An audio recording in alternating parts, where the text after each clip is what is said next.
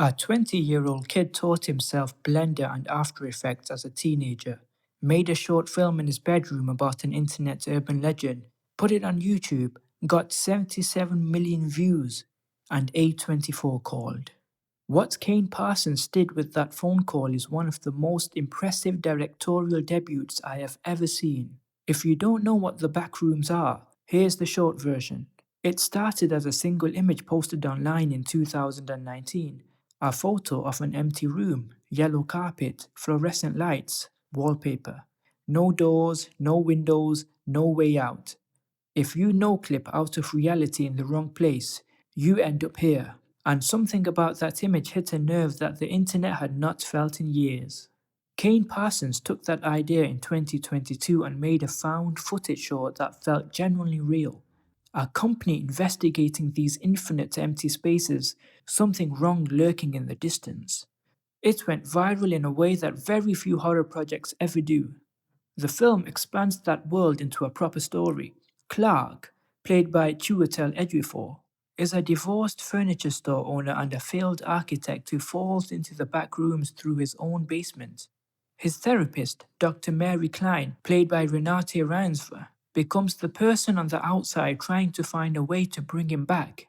Mark Duplass plays a researcher who may know more about the complex than he's letting on. That's the structure. What Parsons does inside it is something else entirely. Let me tell you what this film gets right, because it gets so much right. The production design alone is worth the ticket. Parsons and his team built over 30,000 square feet of physical back rooms set in Vancouver. Real rooms, real corridors, real wrong furniture, real fluorescent lighting. Crew members reportedly got lost inside it during filming. And you feel that reality on screen in a way that no amount of CGI could fake. There is a specific texture to these spaces, the carpet, the wallpaper, the low hum of lights that aren't quite working right, that gets under your skin immediately and stays there. Chiwetel Ejiofor is extraordinary here. Clark is a man who was already disappearing before he fell into the back rooms.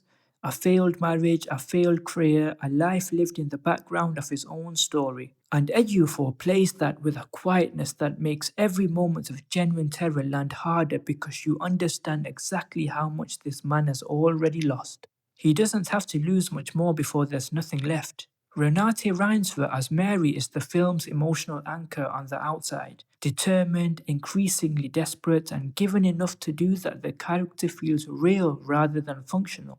And then there's the creature. Robert Bobrovsky, a 7'2" actor, plays a presence in the deep rooms that I am not going to describe in detail because part of its power is the show reveal. What I will say is that it represents something specific about Clark's psychology, and when you understand what it is, the film's horror shifts from atmospheric to genuinely devastating. It's one of the most effective monster concepts I've seen in years. But here's what elevates Backrooms above being just a very well-made horror film. Parsons is doing something with the liminal space mythology that goes beyond scares. The back rooms, these endless empty offices, dead malls, abandoned spaces, are a visual metaphor for exactly where modern life is right now.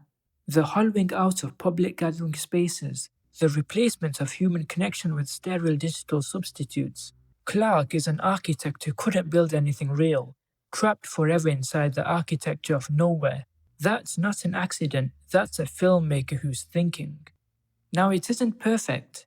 The dialogue scenes between Clark and Mary are the weakest part of the film. The script by Will Soodik is at its most laboured when the two leads have to explain things to each other. There's one monologue in particular that feels like it was written to make sure audiences without Backrooms knowledge don't get left behind, and it stops the film dead for about 3 minutes. When Backrooms is being a visual, atmospheric, experiential horror film, it is extraordinary. When it stops to have conversations, it's merely very good.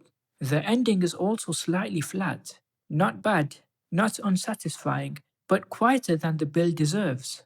Parsons raises genuinely interesting thematic questions in the third act, and then resolves them in a way that feels more restrained than the film has earned the right to be. The Hollywood Reporter's review specifically called out that the longer you spend in the back rooms, the less frightening it becomes. And there's truth in that. The film's greatest strength is dread and uncertainty, and the finale trades some of that uncertainty for closure that doesn't quite land with the weight it should. These are real criticisms. They're also the criticisms of a film that is ambitious enough to stumble in interesting ways. Here's where I land. Backrooms is the most assured debut feature I have seen in years. Kane Parsons, who is 20 years old, who taught himself the tools that built an entire visual language, who went from a YouTube channel to an A24 feature without losing a single frame of his original vision, has made something genuinely special. Not just for horror, for cinema. The production design is among the best I have ever seen in a horror film. The performances from Ejiofor and Reinsve are doing real work with real ideas. And underneath all of it is a film that understands why the Backrooms mythology resonates so deeply. Because it's not really about infinite corridors and fluorescent lights. It's about what happens to people who fall through the cracks of the world and can't find their way back. The dialogue scenes drag. The ending is quieter than it should be. A tighter script would have made this a masterpiece.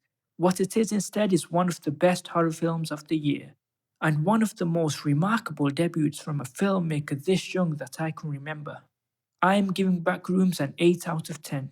See it on the biggest screen you can find, and try not to think about the hum of your office's fluorescent lights on Monday morning. Like the video if this helped, subscribe for weekly reviews, and tell me in the comments, have you ever been somewhere that felt like the Backrooms? Because I think we all have, and I think that's exactly the point. See you next time.